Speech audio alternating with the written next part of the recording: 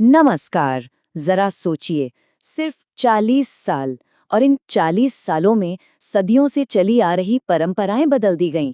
19वीं सदी में राजस्थान ने वाकई एक सामाजिक क्रांति का दौर देखा था।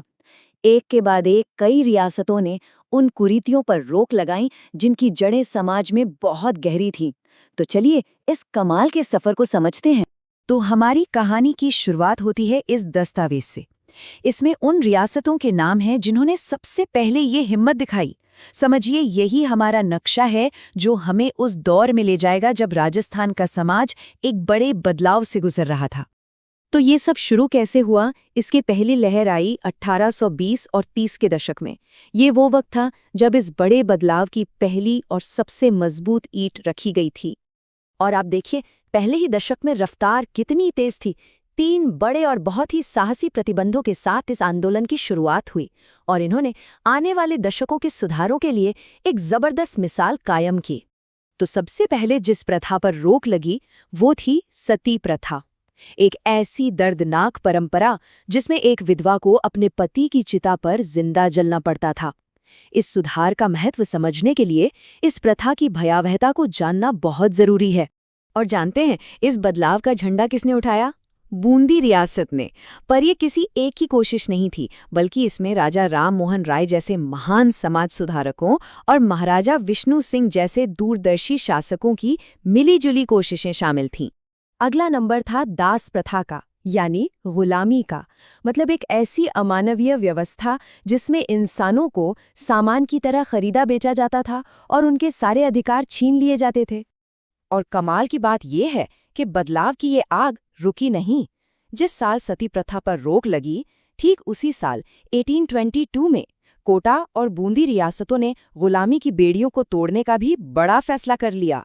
इस पहली लहर का तीसरा बड़ा हमला हुआ कन्या वध जैसी क्रूर प्रथा पर।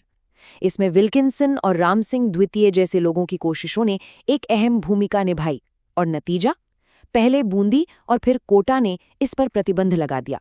तो शुरुआती दशक में तो ये सब हुआ, लेकिन कहानी यहीं खत्म नहीं होती। सदी के बीच तक आते आते यानी 1840 के दशक में सुधार की इस लहर ने और भी ज्यादा तेजी पकड़ ली। इस दशक में 3 और बड़ी कुरीतियों पर नजर गई। ये प्रथाएं सिर्फ सामाजिक ही नहीं थी, बल्कि ये लोगों का आर्थिक शोषण भी करती थी और समाज में बहुत गहरी जड़ें जमा चुकी थीं। तो देखते हैं कि इस दशक में कौन, कहां और कब एक्शन में आया। हर एक सुधार के पीछे एक कहानी है, एक शासक का नजरिया है। चलिए सबसे पहले बात करते हैं त्याग प्रथा की। अब ये थी क्या?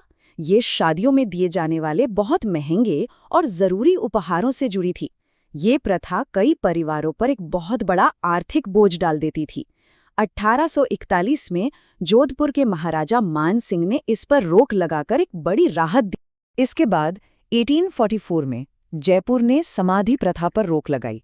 ये एक ऐसी प्रथा थी जिसमें लोग अपनी मर्जी से जीवित समाधि ले लेते थे।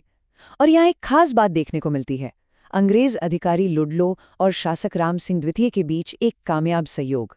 जयपुर में सुधारों का ये दौर रुका नहीं। कुछ ही साल बाद 1847 में उन्होंने मानव व्यापार यानी इंसानों की खरीद फरोख्त पर भी पाबंदी लगाकर एक और बड़ा कदम उठाया। अब हम सुधारों के आखिरी और शायद सबसे मुश्किल दौर में पहुंचते हैं। वो दौर जहां समाज में और भी गहराई से जमी हुई प्रथाओं को सीधी चुनौती दी गई। 1855 ये सिर्फ एक साल नहीं है, ये एक बहुत बड़ी हिम्मत का साल है, क्योंकि इसी साल जोधपुर ने बाल विवाह जैसी प्रथा को चुनौती देने का साहस किया। ये एक ऐसी कुरीति थी जो समाज में बहुत बहुत गहराई तक फैली हुई थी और इसके खिलाफ जाना कोई छोटी बात नहीं थी। और इसी दौर में 1853 में उदयपुर ने एक और भयानक प्रथा को खत्म किया, डाकन प्रथा। इस अंधविश्वास में महिलाओं पर डायन होने का झूठा इल्जाम लगाकर उन्हें बेरहमी से मार दिया जाता था। कैप्टन ब्रूक और महाराजा स्वरूप सिंह की कोशिशों से इस हिंसक परंपरा को खत्म किया गया। और अब आते हैं हमारी लिस्ट की आखिरी प्रथा पर, सागड़ी प्रथा, जिसे हम बंधुआ मजदूरी के नाम से भी जानते हैं। ये कर्ज के जाल में फंसी एक ऐसी गुलामी थी जो अक्सर एक पीढ़ी से दूसरी पीढ़ी तक चलती रहती थी। तो इस पूरे 40 साल के सफर का एक और अहम मोड़ आया 1861 में, जब जयपुर ने बंधुआ मजदूरी पर भी प्रतिबंध लगा दिया। ये इन 4 दशकों के लगातार सुधारों की एक बहुत बड़ी जीत थी।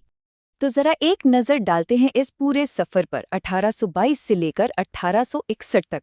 ये सिर्फ तारीखें नहीं हैं, ये एक पूरे समाज के बदलने की कहानी है। सती प्रथा से लेकर बंधुआ मजदूरी तक ये वाकई एक ऐसा अविश्वसनीय सफर था जिसने राजस्थान का चेहरा हमेशा के लिए बदल दिया। तो आखिर में हम इससे क्या समझें? सबसे बड़ी बात तो ये है कि इतना बड़ा बदलाव रातों रात नहीं हुआ। ये दशकों के साहस, दूर की सोच और एक बेहतर, ज्यादा इंसानी समाज बनाने के पक्के इरादे की कहानी है। और आखिर में ये इतिहास हमारे लिए एक बहुत बड़ा सवाल छोड़ जाता है। जब कोई समाज खुद को अंदर से बदलने का फैसला करता है, तो उस बदलाव की रफ्तार और उसका तरीका कैसा होता है? और सबसे जरूरी, ये कहानी हमें आज के सामाजिक सुधारों के बारे में क्या सिखा सकती है?